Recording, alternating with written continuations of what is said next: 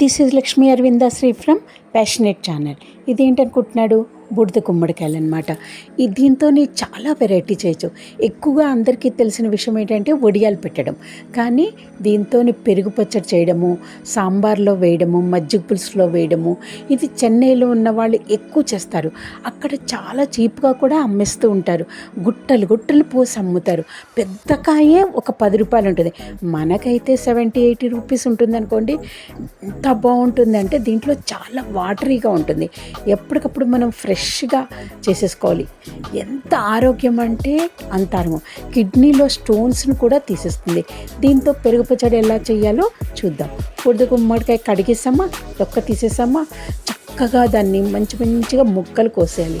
ముక్కలు కోసేసిన తర్వాత ఆ ముక్కల్ని వాటర్లో వేసేసి ఉడకపెట్టేయాలి. ఉడకపెట్టిస్తే అవి చాలా మెత్తగానే ఉంటాయి. దాంట్లో నేనైతే వాటర్ తక్కువ పోసి మగ్గబెట్టేసినట్టు చేస్తాను. ఒక జార్లో కొబ్బరికాయ, పచ్చిమిరపకాయ, జీలకర్ర, అల్లము, పచ్చిమిరపకాయలు ఇవన్నీ వేసి మెత్తగా పేస్ట్ చేసేయాలన్నమాట. ఆ పేస్ట్ చేయడం వల్ల అవన్నీ ఇంగ్రీడియంట్స్లో టేస్ట్ అంతా బయటకు వచ్చేస్తుంది. దాంట్లో పెరుగు వేయాలి. పెరుగేసి ఒకసారి మిక్సీ తిప్పేయడం వల్ల ఏంటంటే పెరుగు ఈ మిశ్రమంతో కలిసి చాలా టేస్ట్ ఇంక్రీజ్ అవుతుంది. ఈ రెండు సెపరేట్గా వేయకూడదు, టుగెదర్గానే వేయాలి. వేసిన తర్వాత కొబ్బరి నూనెతోని పోపు పెట్టాలి. ఆవాలు, జీలకర్ర, నేను కొంచెం మెంతులు కూడా వేస్తాను. మెంతులు, ఒక మిరపకాయ అన్నీ వేసి కొబ్బరి నూనెతో టేస్టు చాలా ఇంక్రీజ్ అవుతుంది. పెరుగు పచ్చళ్ళకి, పెరుగుతో చేసిన అన్నిటికీ కొబ్బరి నూనె వాడడం చాలా బాగుంటుందన్నమాట. అన్నీ పోపు పెట్టేసిన తర్వాత దాంట్లోనూ ఉప్పు, కొత్తిమీర అన్నీ వేయాలి. కరివేపాకు, పసుపు వేయడం మర్చిపోకండి. కరివేపాకు, కొత్తిమీర ఇవన్నీ కూడా లీఫీ వెజిటబుల్స్ కాబట్టి చాలా టేస్ట్గా ఉంటాయి. మంట వచ్చేసిందని భయపడక్కర్లేదు. అది మంటకి న్యాచురల్గానే నూనెలో మీరందరూ అనుభవం చెందే ఉంటారు. కొన్ని పోపులు వేసేటప్పుడు నూనెలో కొంచెం తడి తగిలిన మంటలు వస్తూ ఉంటాయి. అందులోనూ ఇంగువ, నేనైతే ఇంగువ అన్నిట్లో వేస్తూ ఉంటాము. ఇంగువ వేయడం వల్ల చాలా హెల్తీగా ఉంటుంది.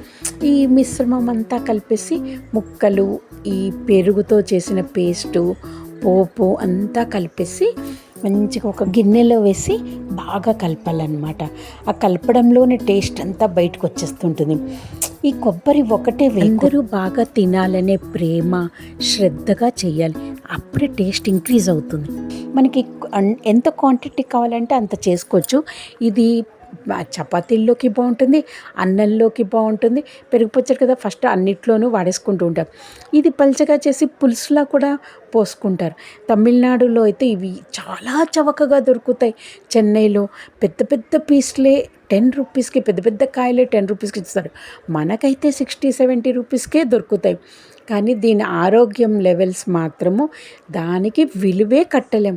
10 కాదు, 20 కాదు, 30 కాదు, 100 రూపీస్ కూడా వెళ్ళగలను. ఇది పాతకాలం విలేజెస్లో అయితే ఇంటి పైన చెట్టు పాదు ఎక్కిచ్చేసి బూడిద గుమ్మడికాయలు అందరికీ పంచేసేవారు కూడా. ఇంత చేసిన తర్వాత నోరు ఊరిపోతుంటే మనం టేస్ట్ చేయడం అనేది ఒక కళ. అసలు గొప్ప షెఫ్లందరట టేస్ట్ చేస్తేనే దాని విలువ పెరుగుతుంది అని అంటాడు. గొప్ప టేస్ట్ యొక్క షెఫ్ యొక్క లక్షణమే టేస్ట్ చేయడం. ఇంకా ఊరుకుంటానే ఫస్ట్ ఒకసారి అందరికన్నా ముందు టేస్ట్ చేయడం కోసం నేనే ఫస్ట్ ఒక రుచి చూసిస్తూ ఉంటాను. నచ్చితే subscribe. Love you all. Bye. దీన్ని బాగా చేసి నాకు కామెంట్ పెట్టండి.